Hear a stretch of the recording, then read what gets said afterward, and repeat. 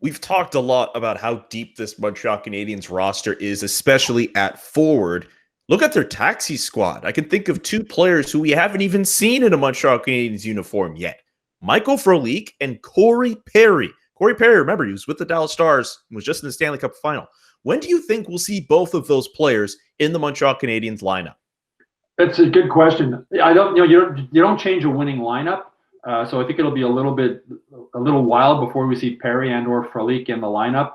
Claude Julien's had the same lines right through training camp, right through the first 3 games. Things have been working well. The Kotkaniemi line's been struggling a bit, but I think Claude Julien will give him a little bit more time.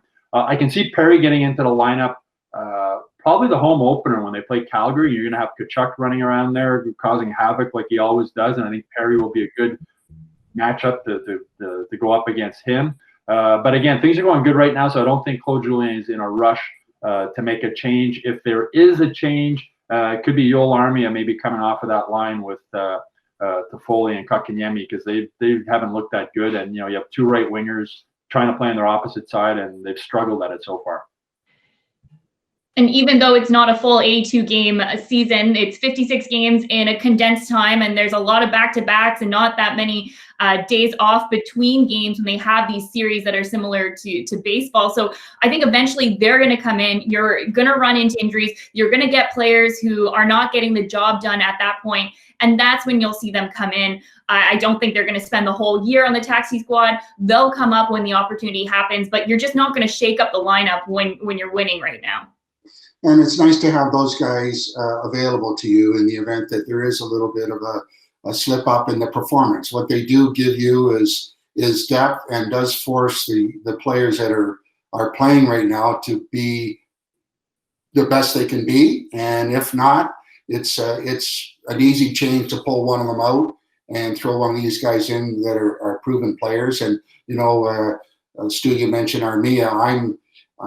I'm looking at him, trying to find him, and if anything, I would